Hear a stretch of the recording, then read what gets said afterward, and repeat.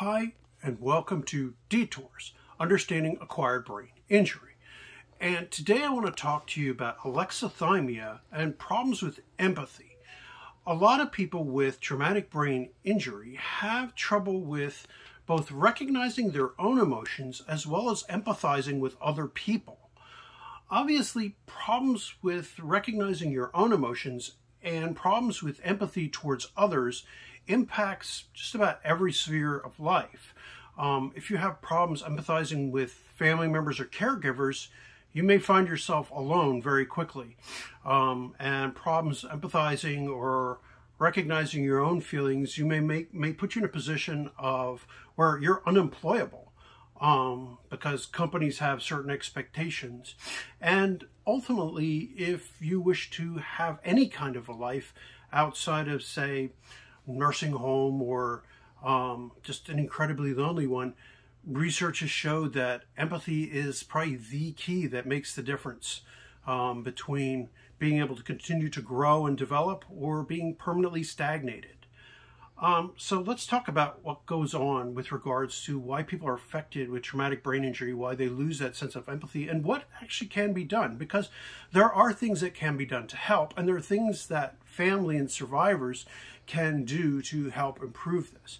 First of all, let's talk about alexithymia. Now, alexithymia is a condition where you don't recognize your own emotional state or can confuse it for a physical state in the body, where emotional pain can be confused with physical pain. Many people who will describe after a brain injury as having a lot of pain things where they don't have a physical explanation for it actually are converting that pain emotionally, that distress, into physical pain. That's because their brain doesn't recognize those states anymore. Problems with that are associated with deficits deeper in the brain. Most of empathic processing or recognition of emotions is usually associated with the right side of the brain, but I'm going to be using this half because it's together and holding the pieces together can be a bit hard. But it's more associated with the right surface, the frontal lobe on the right dorsolateral surface, and a little deeper in, associated with recognition of pain. And with the processing and perception of emotions, not pain, but of recognizing emotions, and being able to describe in alexithymia.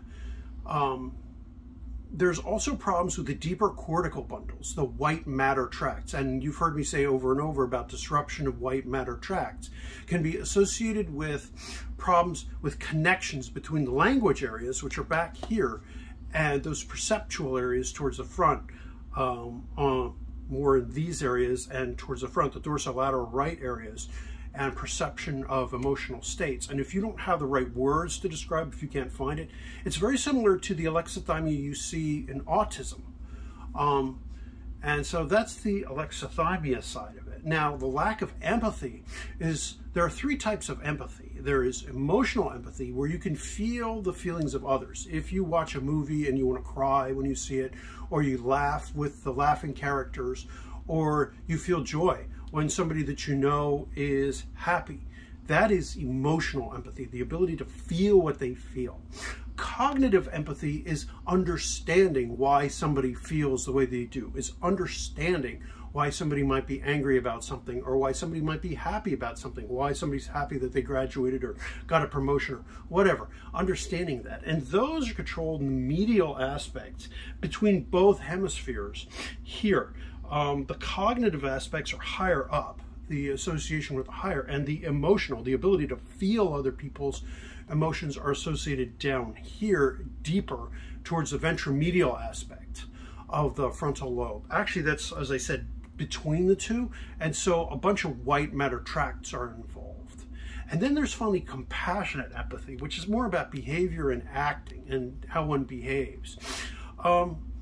Loss of emotional and cognitive empathy, over time, they may return. Not everyone with brain injury permanently loses it. About 60% of people with traumatic brain injury have their sense of empathy affected. And you may see this in like more self-centered or selfish behavior. The person with brain injury may totally ignore what's going on around them, and they may be like my interests only. And so this obviously can be very distressing. And so there are a couple different things you can do. Time in and of itself will heal a lot of this.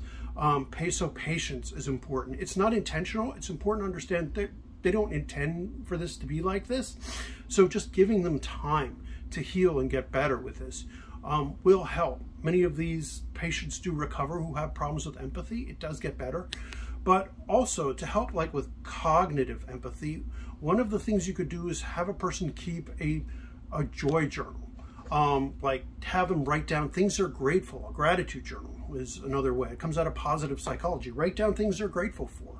Sit down, do it with them, because modeling is a very good thing to do. Show them what you're happy for them. Have them write down what they're happy for. Obviously, it takes some cognitive development to do this, but that's one of the things you can do. Also, what's important is lay down in no uncertain terms if they're acting in a self-centered or insensitive way towards you, if you're a spouse or whatever. This is not acceptable, and you have to be clear and concrete about that and make it in simple terms that are understandable, because a lot of people with this, they don't understand. And abstract, or you're wounding me, you're hurting my heart, you know, any of that kind of, you've got to lay out, don't do this because of this, and you have to be clear.